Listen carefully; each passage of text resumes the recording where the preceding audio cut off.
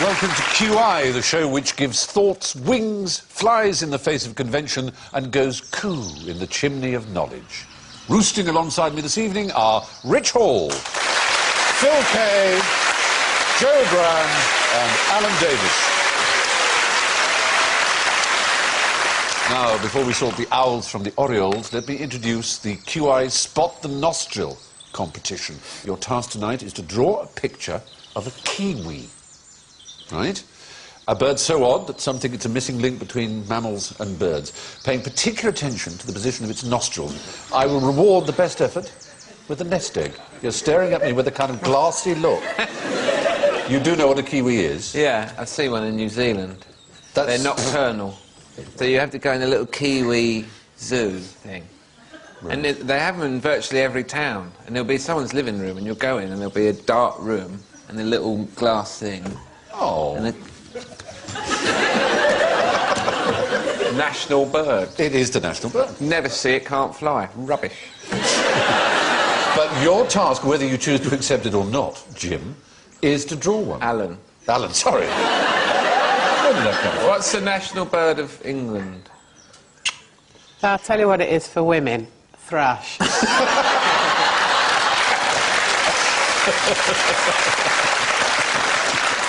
Do you know what it is for men? Cock. Sorted. Cock and thrush. Yes. Good There name is for a a pub, relation. wouldn't Good name for a pub. There are pubs called the Cock Inn, aren't there?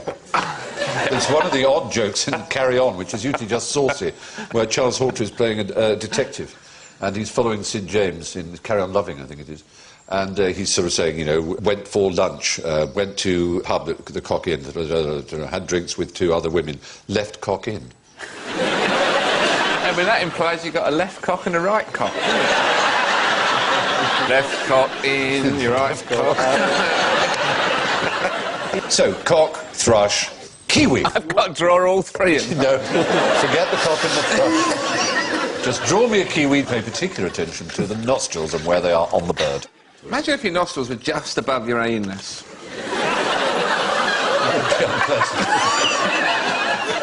Good. Before we go any further, we want to know how you sound. So, Joe, sing to me. Rich. Phil. Ooh, ooh, ooh, ooh. That's extraordinary. Hang on. I promise you, Phil did not know that. That's what it sounded. Let's just check that again and make sure we weren't all having a hallucination. That's like, rise and shine, good morning. It is extraordinary. And Alan goes... Fruity, fruity, fruity, fruity, fruity, fruity. There you are. Didn't guess that one, did you? A little voice in my ear just told me that the national bird of England is the European robin, apparently. So, let's head south for the winter. So, Alan, what's the difference between an ostrich and a lion? Why the stars? What's going on with the stars? Is that a clue? Well, it's a kind of clue to this rather An ostrich weird story. is yeah. a flightless bird with a very long neck, runs about 40 miles an hour, lays big eggs. Correct. And is edible, quite a delicacy. Farmed. Yes. A lion, king of the jungle, big cat, kill you with a single blow. There are many differences. Is there any particular difference you're thinking of, Sal? One of the most famous African explorers was the Scotsman... David Livingstone. David Livingstone, thank you, Phil.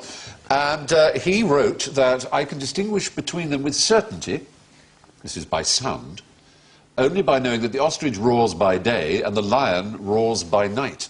He described the idea that lions have an impressive roar as mere majestic twaddle, and said that they sounded identical to ostriches. So, let's demonstrate that, all right? This is the sound of a lion.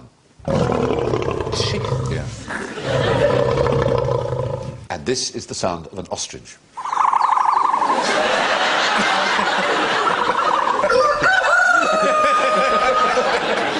Yes, Phil. David Livingstone was a hard-working Scot. He was working in the mines. His ears were damaged. He couldn't be blamed for this. Don't you feel that actually Stanley was rather lucky that when he said Dr. Livingstone, I presume he wasn't shot because he was mistaken for a leopard or something? If Siegfried and Roy had worked with ostriches instead of big cats, they'd probably still be working today. That's a very good thought. Although, Johnny Cash was attacked by an ostrich. Did you know that? I didn't. Yes. In Very Africa? ferociously, yeah. Really? Never quite recovered. Yeah. They can kick you. I saw one kick someone Yes. in the Goonies on the telly the other day. Yes, I saw that as well. Yes, I He did. really caught him treating me. So we get points just for being interesting. That's it. Yeah. Yep. You know that in some countries, linoleum is a form of currency. Now that's interesting. Is it true, however? You said it was interesting, right? So, in fact, we have a question for you now, young Rich. Explain how to French kiss a woodpecker. You would have to seduce it. Yeah, you have to get it interested in you. Right. Put a toothpick in your mouth. Woodpecker. Say nice things to it. Oh, that's nice plumage. And you give it a date rape drug.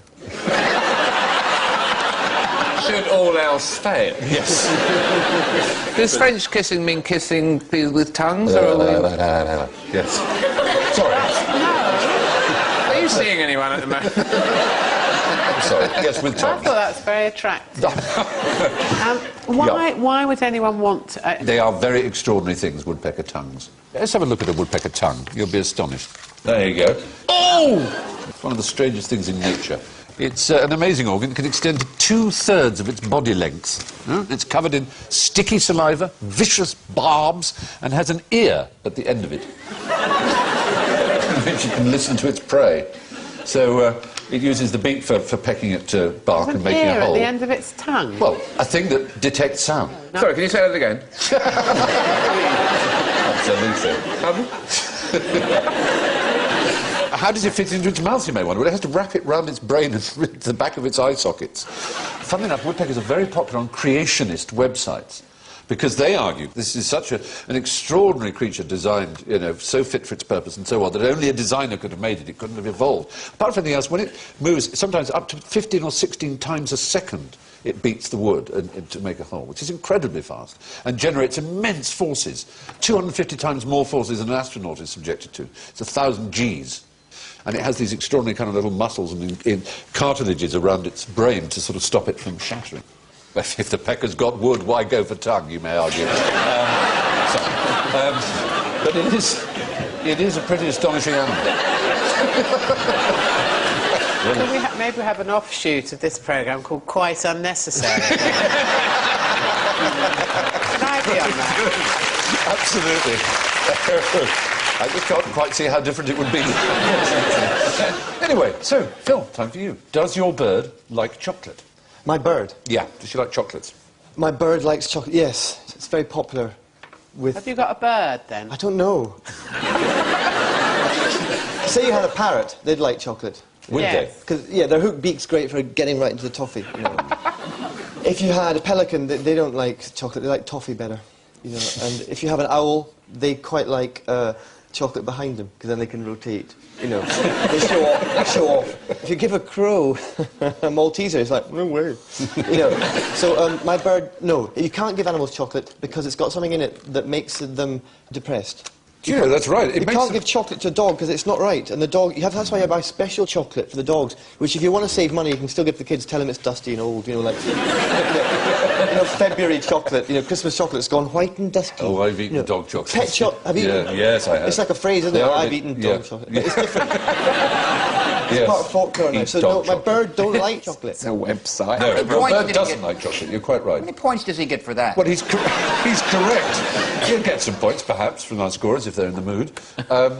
How good is their sense of taste, birds, do you imagine? Absolutely minimal.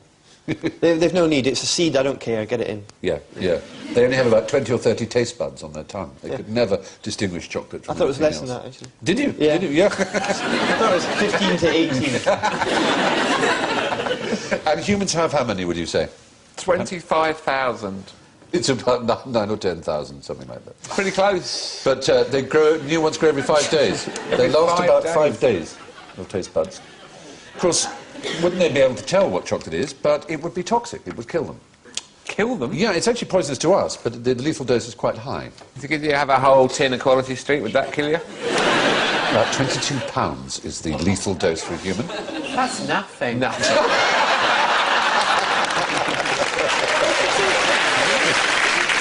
Well, yeah, a little Smartie would kill a small songbird, for example. That's quite... You sick... A friend of mine had a hamster and it wasn't very well, so her dad gave it a bit of brandy. Lord, what happened? Guess what happened next?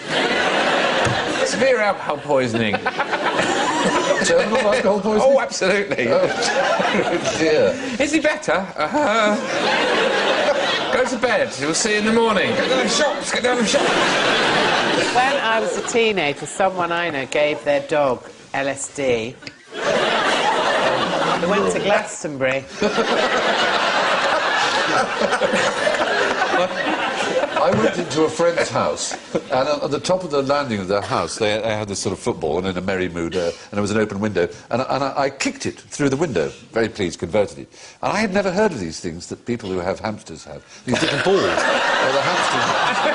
I kicked the hamster right out the window, and it had bounced on and gone all over the place. I felt Did it absolutely die? awful. No, it survived. It seemed perfectly cheerful. Have you seen these little balls you can... Yeah. I really thought, God, that new ball I got for Christmas is bloody brilliant. It's a pity Bill Bailey's not here, actually. They had a dog. Bill's girlfriend used to take it to work in an old people's home, and it used to eat entire boxes of Daz. And it would eat pants as well, and sort of like clean them. There's a washing machine inside. I know. You poo And then out some white the pants would come out of its bum. You'd have to go... Yeah. Really white. Well, ish. Yeah. You know. But you wouldn't pop them straight on. Let's put it. That's probably true. We had a cat that could open the fridge. So lie on its back like that with its paws under the fridge and then yank it open. Really? Oh, yeah. And then he was in. And he got the turkey out the fridge and had it halfway to the cat flap before we found him. That's like Tom and Jerry, isn't it? And then he was eating it really fast while we were running towards him.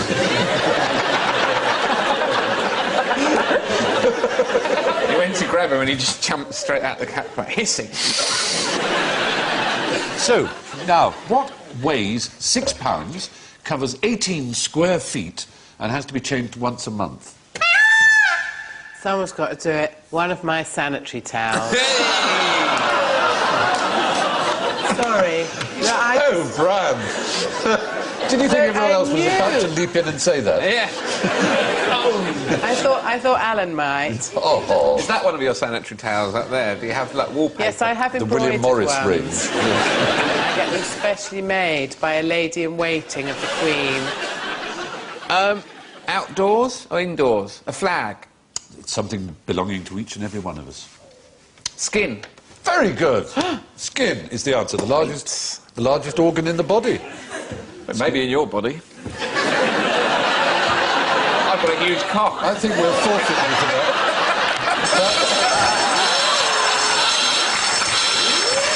That's how predictable that was, thank you. You almost fell exactly into our trap. That counts as putting one foot into it, I reckon, so -5 to you. Yes, the skin. Extraordinary chap, the skin. In a single square inch of skin, there are 20 feet of blood vessels. Just a single square inch of skin. Isn't that amazing? 1,300 nerve cells. Yep, and 100 sweat glands. And the cells of the human body are constantly being replaced. We lose about 50,000 cells a second. Yes. People get through around 900 skins in a lifetime. Right. So, now... True facts. Here's a question. Does putting perfumed sachets in your drawers help conception? Yeah. It will help conception, yes. How so? Because it'll give a meadow-like feel to the bedroom and everyone will be relaxed and ooh. It will. It would certainly, in that sense, and there's an even more direct sense, which is rather astonishing. Because Lavender? Is it to do with lavender? it's not actually lavender. It's a very particular flower, the lily of the valley. It helps your sperm count. And it's even weirder than that. Sperm can smell. Sperm can smell whether you've got clean underwear on or not. And if you have, it will come out to play. Well, they can certainly smell the smell of lily of the valley. Okay? Someone's sitting in a lab somewhere with sperm going, now, here's something. Do you know what? There'll be people alive because of that research in a few years' time. You have great faith in science.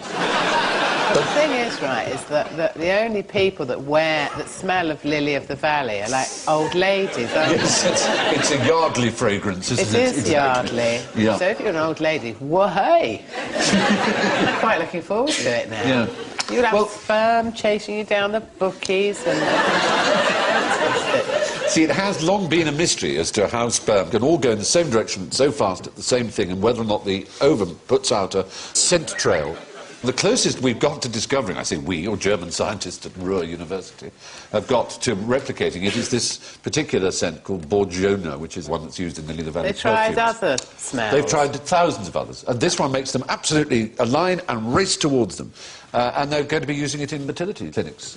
Now, here's the thing. You have to work out what I'm talking about here. Two brothers, all right? Two brothers, they have a variety stage act. One brother punches a member of the audience on stage, and the other brother is arrested. Why would that be? Two brothers are doing a variety act. Ah, they're Siamese twins. You're absolutely right. Give them full maximum points. Chang and Eng Bunker was the name they eventually gave themselves. And they are why conjoined twins are called Siamese twins, because they came from Siam and got on the boats to America, where they made some money as a sort of entertainment act. I mean, they lived till the age of 63. They each married a pair of sisters and had 21 children between them. Yeah, I know, it's hard to imagine, isn't it? It does instantly, the mind tries to conjure a scene of how it worked. How many cocks did they have? All right, no, they were just joined at the tummy, they had one each. One each? Yes, they did. They were not joined at the cock, which would be most unfortunate. They got on incredibly well. Though they did actually, on that boat journey from Siam, they had a fight about it. One of them wanted a cold bath and the other didn't, and the crew and the captain had to sort of... Separate them. had to placate them. Throw a bucket of cold water over them, I The suppose. one on the left looks really serious. He was a straight man. Well, actually, one of them took to drink and the other didn't. But their systems are pretty independent, so... Imagine that, your twin pissed that one. Come on, I'm getting you home. I love you. Chang, perhaps, not unnaturally as a drinker, died first. And Eng woke up one morning to discover his brother had died and gave a great howl of despair, and they ran to fetch a doctor to try and separate him from his dead twin. And they came back and he'd coiled himself round his twin and died within an hour of this. And the post-mortem revealed that it was really just, in its day, it was called kind of a broken heart, but it's a sort of nervous shock. He had no reason to die. And it was... A lot of comedy teams have broken up and they've done very well solo. Thank you for that tender remark. I'm feeling much better about deformity now we've talked it through. Yeah, absolutely. They had a genuine dignity about it. There we are. What happened was, of course, that Cheng, who was the brother who landed the punch, the one who, of course, later became an alcoholic, was guilty of common assault, but the judge decided it would amount to false imprisonment to jail the other one, so he set them both free. So, some advantage there in being conjoined twins. Licence to whack people. So, on to our own version of this barbaric ritual that we call QI, and that's the general ignorance round. Fingers on buzzers for this, please. What is the loudest thing in the ocean? The blue whale. Blue whale? Oh, dear, oh, dear, oh, dear, oh, dear, no, no. The song of the blue whale is nothing as loud as this. You can hear it for 10,000 miles. Another whale can hear it, but it's not actually in amplitude the loudest thing, in fact. Yes. Must it not be the sea itself? No. Crabs. At least not. I mean, No, it's not a quite crabs. Even smaller. Lobsters. Tiny baby Some fish. sort of vibrating thing. Well, no, you're doing exactly... What Alan is doing is exactly right. but I am right doing is animal. exactly right. Yeah. Imagine 1 trillion things with little Spanish claws Spanish dancers. thing. doing this. Crayfish. Lobsters. Lobsters. Smaller. Shrimps. Shrimps, yeah. They're the loudest thing in the ocean. Yeah. Oh, it's quiet Yeah, down there, that's isn't it? right. It's called a shrimp layer, and there are trillions of them. And they do this at the same time, and it's not actually the claws banging together that makes the noise, it's the bubble of air popping that is created by this very fast thing. It comes out at 30 feet per second, this thing, and it then pops. And it can keep people awake. If they come inland quite near the coast, it can keep whole communities awake at night. Trillions of them, though. I mean, really vast. They can white out a submarine's sonar and deafen the operators through their headphones. Subs below the layer can hear absolutely nothing above it, and subs above it can hear nothing below it. And they're floating in the water. The Yes, shrimps. you can only hear by raising a mast through them. So, now, next question. What's more likely, being killed by lightning or by an asteroid? Fruity, fruity, fruity. Yes. Lightning. Oh, dear. No one's ever been killed by an asteroid. That's rubbish. Prove it. No, oddly enough, I mean, I think it's a rather unfair, but because you answered it, in the UK, you're more likely to be struck by an asteroid, but in America, it's more likely to be struck by lightning. This is research into NEOs, near-Earth objects, as they're called, estimates that a large one strikes us once every million years. The resulting death toll is likely to be in excess of 1 billion. So the chances of you dying Oh, please, that's never happened. are 1 in 6 million in any year. That has never happened. No, but it's going to happen pretty soon. No, it won't. Well, more than 2 kilometres wide is all the asteroid needs to be. And we've seen certainly craters which show there have been ones much wider than that. And it's due at any moment. But Where would you like it to land? I'd like it to land wherever it in lands, it's like hundreds and hundreds of atom bombs. It's going to destroy everybody. Yorkshire. Yorkshire. They wouldn't mind. They'd just be delighted it didn't land in Lancashire. It come to Yorkshire. Most people are struck by lightning on golf courses, right? I believe that's true, yes. My aunt got struck by lightning on the You have an golf aunt? course. Oh, your aunt. I'm sorry. I'm so sorry. I'm so sorry. Yeah. I do apologise. Pet aunt, you might do. That too. She had a pet aunt. My aunt. Little pet aunt. She got struck between the first and second holes. Oh, very good. Something in her stance. Now, where do camels come from? That's my next question. Phil. Over there. Usually out of the shimmering, miragey, horizon. Yeah, true. And over there, you may be pointing in the right direction, actually. I can't quite tell whether to give you the points or not. Where do they originate from? Oh, Africa. Africa, did you say? Yeah. Europe. Europe, did you say? Yes. Kensington World Not Europe, Adventure. no. But that wasn't a forfeit one for some reason. Asia. Asia, did you say? Oh, what? There you are. You're desperate for those points, aren't you? Yeah. Isn't it Australia? No, it's not Australia, even. America. Yay! Well done. You got some points back. Really? No. Yep, they did. That. They did. They certainly cigarettes, did. maybe. Like horses and dogs. But, no, the fact is, like horses and dogs, camels grew up in the grasslands of America 20 million years ago. Rubbish. Fair enough. Fair enough. Oh, but the land masses will have been adjoined. Well, Bering Strait was land then, exactly. In those days, they were more like giraffes or gazelles, in fact. You know, the camel is the only other mammal, apart from humans, that smokes. Will actually smoke a cigarette and enjoy it. Oh. They What give them, about beagles? the camel handlers give them a puff and they... Not beagles hate it. And they inhale and exhale smoke. I totally made that up, that's rubbish.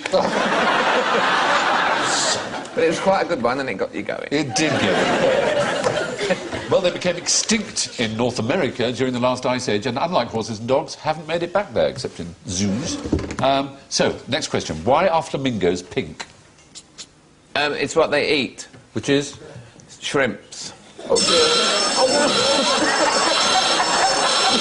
You really didn't know that, did you? You really were shocked by What are that the one. chances of that? No, they do. They eat something that They affects do. their It is food, but pigmentation. it's so not shrimps. It's actually, oddly enough, blue-green algae. They stand on one leg because if they stood on... Because If they they, have to if they change lifted legs. the other one, they'd fall down. They'd fall... And their legs would rot. So they have to change them, otherwise their leg would rot. Oh, is that right? No, I made that up as well, but I'm doing it quite well. I've made twice, I made you go, is that right? Despite the name, blue-green algae, as well as containing green chlorophyll, is rich in blue and red pigments, so its blooms are often red. Violet, brown, yellow, even orange. So from one silly bill to another, artists, we need to see your kiwis and judge accordingly. So, let's start at this end. Yeah. What I have here is a sequential drawing of the nostril itself, there in situ, and here shedding, sneezing. So, as a flip of early movie footage, it's... I've drawn the assembly instructions for a kiwi. Like you'd find at IKEA. And this is where you screw on the beak and C. The Phillips head screw. And that's the completed project. Right, OK, very good. Joe? I just sort of did colouring in. Oh, that's so beautiful, though. And you've got the nostrils at the end of this crest. I have. We did discover, didn't we, in an earlier round, that birds have no taste. This bird. No. It's very charming. Excellent. So, Alan, let's have a look at yours. Oh, yes. There, yes. I've done him. Now, that's him with his shades on. Yeah. Even though it's night. Yeah. Well, it wouldn't matter. No. And his nostrils are on the end of his beak for sniffing. Well, that's extraordinary. Whether through some random act or whether through brilliance, you've got it absolutely spot on. That is where the nostrils are. The very end of the beak. How about that?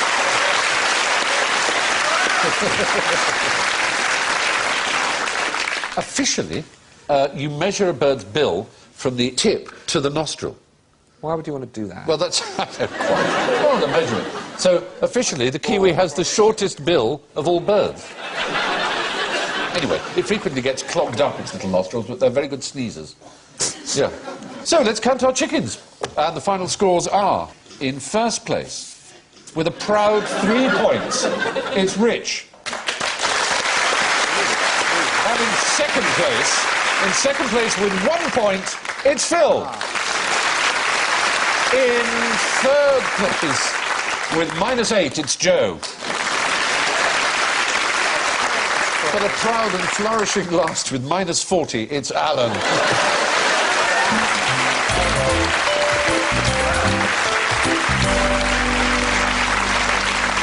Let me leave you with one very extraordinary bird tale. Tibbles, the lighthouse keeper's cat, arrived on tiny Stevens Island in New Zealand at the beginning of the last century, and soon piles of small bird corpses began piling up by the back door.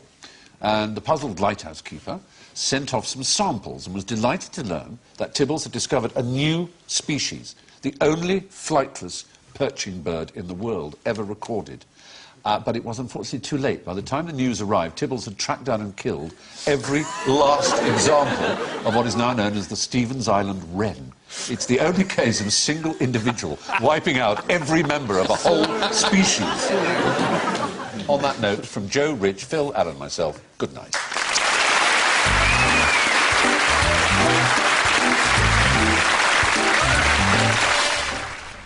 You can win quite unique prizes in the quite interesting quiz. Just visit the QI website at bbc.co.uk/, you guessed it, QI.